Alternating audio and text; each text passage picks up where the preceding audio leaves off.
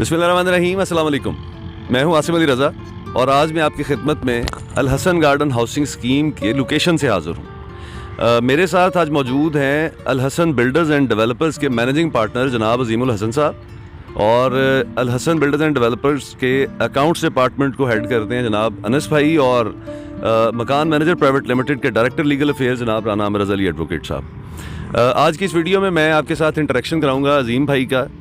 और मैं चाहूँगा कि अजीम भाई अल हसन गार्डन में होने वाली अभी तक की डेवलपमेंट और आइंदा का जो फ्यूचर प्लान है उससे आगाह करें, और उसके साथ साथ अल हसन गार्डन में जो लोग प्लॉट ख़रीद चुके हैं और जो ख़रीदना चाहते हैं उन लोगों के लिए लीगल प्रोटेक्शन क्या है और फ्यूचर में हम उनके लिए क्या कर रहे हैं, ये आज की गुफ्तगू का एजेंडा होगा। तो सबसे पहले मैं अजीम भाई की तरफ माइक बढ़ाता हूँ और मैं चाहूँगा कि अजीम भाई क्विकली हमें अभी तक की अल हसन गार्डन में होने वाली डेवलपमेंट से आगाह करें और अब जो इस वक्त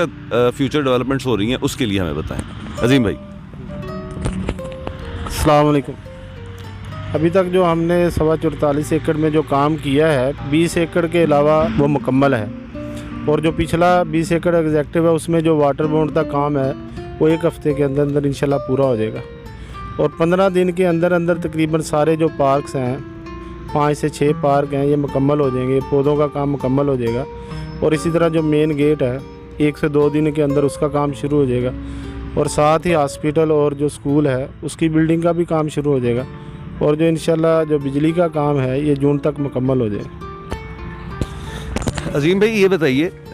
गुज़िश्ता एक मीटिंग में हमारे दरमियान ये डिस्कस हुआ कि जो मेन गेट है जो हमारी सारे मार्केटिंग मटेरियल पे भी नज़र आता है, इस गेट का जब हम लोगों ने सर्वे किया तो पता चला कि ये हम तकरीबन कोई 1.25 करोड़ के करीब की इन्वेस्टमेंट है जो इस गेट पर होगी,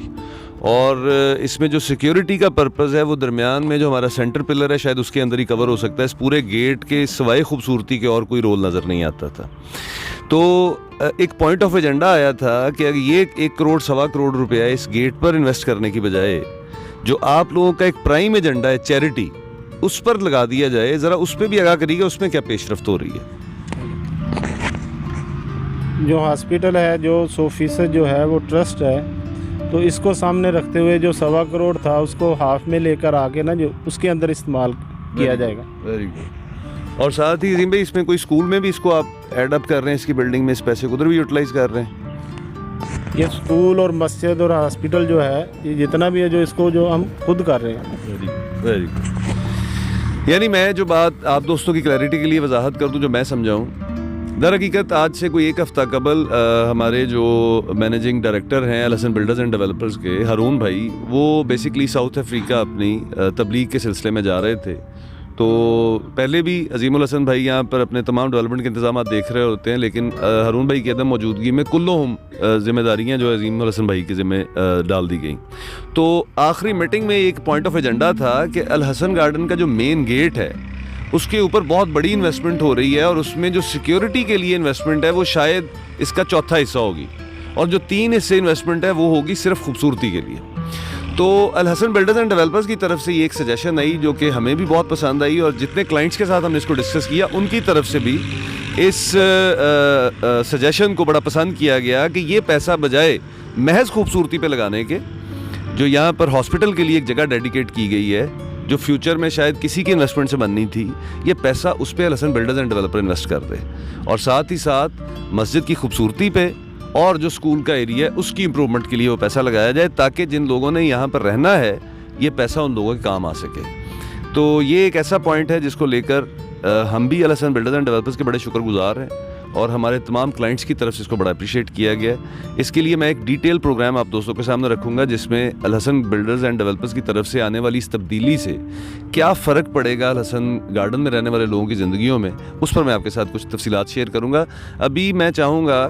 कि जनाब आमिर रज़ा एडवोकेट साहब 2 चीज़ों से आगाह करें हमारे नाजरीन को। एक ये कि जो लोग अल हसन गार्डन में प्लॉट्स ख़रीद चुके हैं या ख़रीद रहे हैं उनको क्या लीगल प्रोटेक्शन मिलती है अल हसन बिल्डर्स एंड डेवलपर्स की जानिब से। नंबर 2, अल हसन गार्डन की अपना जो कानूनी स्टेटस है सरकारी कागज़ों में उसका क्या स्टेटस है, और फ्यूचर में अल हसन गार्डन में जो लोग प्लॉट्स ख़रीदते हैं, घर बनाना चाहते हैं, बैंक फाइनेंसिंग करवाना चाहते हैं, तो क्या तमाम लीगल तकाज़े यहाँ पर पूरे किए जा रहे हैं, या अगर उसमें कोई फ्यूचर में किए जाने हैं तो उनकी क्या टाइमलाइन है। बिस्मिल्लाहिर्रहमानिर्रहीम। बहुत शुक्रिया राना साहब, आपने मुझे आज मदऊ किया। और ये बड़ा ही एक अहम पहलू होता है किसी भी प्रोजेक्ट, किसी बिज़नेस को लेके, कि उसका लीगल जो एस्पेक्ट्स हैं वो किस हद तक कवर हैं। क्योंकि जितनी भी अच्छी आप इन्वेस्टमेंट कर लें, जितना ही प्रॉफिटेबल बिज़नेस हो, अगर वो लीगली इतना मजबूत नहीं है कि उसको कवर नहीं किया गया, तो डेफिनेटली वो स्टेक पे ही होती है उसकी जो भी इन्वेस्टमेंट है, जो भी आपके प्लान हैं।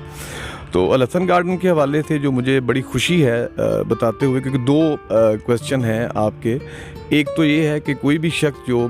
अलॉटी है या कस्टमर है, एक उसकी प्राइवेट जो प्रॉपर्टी उसने 5 मरले 10 मरले जितनी जगह ली है, उस एंटिटी, उस इन्वेंट्री या उस प्लॉट की हद तक उसकी प्रोटेक्शन क्या है इदारे के हवाले से। और दूसरा ये है कि ऑल वो जो प्रोजेक्ट है मुकम्मल, अगर उसके हवाले से बात करें तो वो लीगली कितना प्रोटेक्टेड है और क्या वो अप्रूव्ड है एज़ पर लॉ या नहीं है। तो सबसे पहले तो मैं जो एड्रेस करूँगा कि ओवरऑल जो अलहसन गार्डन का जो प्रोजेक्ट है, इसमें पहले दिन जब मेरी क्योंकि लीगल साइड पे मैंने देखना था, तो मैंने जब अलहसन गार्डन के तमाम जो मैनेजिंग पार्टनर्स हैं, इंक्लूडिंग अजीम साहब और हारून साहब और फराद साहब, तो पहले दिन जब मैंने उनके सामने ये बात रखी जी कि मेरी बीइंग एडवोकेट और जो सजेशन है आपको वो ये है कि तमाम चीज़ों से पहले हमें ये मद्देनज़र रखना चाहिए कि हमारा प्रोजेक्ट प्रॉपरली अप्रूव्ड प्लान हो और अकॉर्डिंग टू लॉ हो। तो इन सब ने बड़ा वेलकम किया। उन्होंने कहा जी हमारी भी तरजीह यही है कि सबसे पहले इसके जो जितने भी लीगल इसकी रिक्वायरमेंट्स हैं उसको हम पूरा करें। तो उसमें हमने इनको असिस्ट भी किया और उसमें आज तक अल्हम्दुलिल्लाह गुज़िश्ता 8 से 9 माह के अंदर अंदर सबसे पहले जो पहला स्टेप था PP1 जिसे हम आम ज़ुबान में कहते हैं, जो प्लानिंग परमिशन होती है जो फर्स्ट, वो हमें मिली। उसके बाद हमने पूरा अपना लेआउट प्लान, अपनी एप्लीकेशन सबमिट की, उसकी स्क्रूटनी हुई, वो टेबल हुई, उसको प्रॉपर तरीके से उन्होंने प्रोसेस किया। उसके बाद जो ऑब्जेक्शन थे पब्लिक की तरफ से लेने होते हैं वो लिए, वो भी अल्हम्दुलिल्लाह कोई ऐसा ऑब्जेक्शन नहीं आया। और लास्टली जो फ़ीसें थी, जितने वाजिबात थे, चाहे कन्वर्जन फ़ीस हो या रॉयल्टी के हवाले से मामला हो या ओपन स्पेसेस, पार्क्स हों, रोड्स हों, मस्जिद या ग्रेव यार्ड हो, जितना भी रकबा तकरीबन ये बनता है जी 141 कनाल और 4 मरले, तकरीबन 18 एकड़ के करीब जो इस 44 एकड़ का टोटल प्रोजेक्ट, उसमें से तकरीबन 18 एकड़ जो रकबा है वो हमने इस अलहसन गार्डन की इंतज़ामिया ने सरकार के नाम पर वक्फ करवा दिया हुआ है। और बाकी जो अगर आप बात करें कस्टमर के हवाले से, और इसका फाइनल सेक्शन लेटर इंशाल्लाह ताला मुझे उम्मीद है 2 या 3 माह के अंदर इंशाल्लाह ताला वो भी हमारा जो आ जाएगा। उसके बाद जो भी हमारे कस्टमर्स हैं उनको रजिस्ट्री वगैरह करवाने में हमें बड़ी आसानी होगी इंशाल्लाह ताला। दूसरा जो कस्टमर के हवाले से है, चूँकि अब हमारा प्रोजेक्ट अल्हम्दुलिल्लाह अकॉर्डिंग टू लॉ है और इसका सेंक्शन लेटर भी अल्हम्दुलिल्लाह इंशाल्लाह 3 से 4 माह में आ जाएगा। तो उसके बाद डेफिनेटली जो कि रजिस्ट्रीज़ हैं, ये मलकीती रकबा है, तो जो भी शख्स अपनी पेमेंट पूरी करेगा उसको रजिस्ट्री उसके नाम पे मुंतकिल करवाई जाएगी और उसकी मलकियत एक्सक्लूसिव होगी। उसमें कोई फ़ाइल वाला सिस्टम नहीं है, कोई ऐसा इशू नहीं है कि जिसमें कोई धचका लगा रहा है इंसान को कि यार मेरी इन्वेस्टमेंट सिक्योर नहीं है। और सेकेंडली जो भी एग्रीमेंट्स हम कर रहे हैं पार्टीज़ के साथ, कोई सिंपल हम उन्हें फॉर्म नहीं साइन करके देते, हम प्रॉपर स्टैम्प निकलवाते हैं जो 1200 रुपये का स्टैम्प है कानून के मुताबिक। उसके ऊपर एग्रीमेंट होता है जो अलहसन गार्डन के जो मैनेजिंग पार्टनर हैं उनके साथ, तो वो उन पे तमाम टर्म्स कंडीशंस होती हैं इवन। और ये बड़ा एक इनकलाबी सा कदम था जो मैंने सजेशन रखी थी इनके सामने, इन्होंने बड़े खुले दिल से तस्लीम किया उसे और कबूल किया। वो ये है कि कोई भी डेवलपर अपने तक जो जिम्मेदारी होती है वो कभी भी उस एग्रीमेंट के ऊपर नहीं लिखता है कि मैं क्या क्या डेवलपमेंट करूँगा। तो इन्होंने माशाल्लाह बड़े खुले दिल से उसको एक्सेप्ट किया और हर एग्रीमेंट में तमाम कस्टमर्स को हमें राइटिंग लिख के देते हैं जी कि जो जो डेवलपमेंट है, वो चाहे सड़कों की है, लाइट्स की है, किसी भी सूरत में है, तो तमाम की तमाम डेवलपमेंट को हम इन राइटिंग लिख के देते हैं कि हम इसके बाउंड होंगे। अगर हम ना करें तो कस्टमर के पास लीगल रिकोर्स को इस्तेमाल करने का रास्ता मौजूद है। तो मैं बड़े वसूख से ये बात कहता हूँ एज ए लीगल एक्सपर्ट या लीगल एडवाइज़र कि इंशाल्लाह जो भी कस्टमर यहाँ पे एग्रीमेंट करेगा, प्रॉपर्टी परचेज़ करेगा, वो इंशाल्लाह ताला 100% कानूनी लिहाज से सिक्योर होगा इंशाल्लाह ताला। बहुत शुक्रिया। बहुत शुक्रिया राना साहब, बहुत शुक्रिया अजीम भाई। आज आप दोस्तों को इस तरह इकट्ठे करने का मकसद एक नई सीरीज़ का आगाज़ था। मेरी दरख्वास्त होगी कि अजीम भाई गाहे बगाहे जो जो डेवलपमेंट्स होती जाएं, हम इसी तरह इकट्ठे बैठकर अपने क्लाइंट्स के साथ राब्ते में रहें और हम कोशिश करेंगे कि आगे चलकर कुछ अरसे बाद कुछ लाइव सेशंस भी करें कि जो लोग यहाँ पे फिज़िकली नहीं आ सकते वो हमसे सवाल थ्रू इंटरनेट कर लें और हम उन्हें यहीं से आंसर कर दें। और आप अगर कोई पैगाम अपने क्लाइंट्स को देना चाहें जो अभी आ रहे हैं और हमारे इस नए राह में अब दोबारा से ख़रीदारी कर रहे हैं, तो मैं चाहूँगा आखिरी को स्टेटमेंट आपकी तरफ से आए। हम तो ये कहेंगे जी, जो बंदा भी हमारी सोसाइटी के अंदर आता है तो उसका तल्लक बाहर से नहीं है, हमारे घर के साथ है। और हमने जो चीज़ दिखाई है उसके अंदर हम बेहतरी लाएंगे, चाहे वो बाहर वाली दीवार है, पार्क्स हैं, मस्जिद है,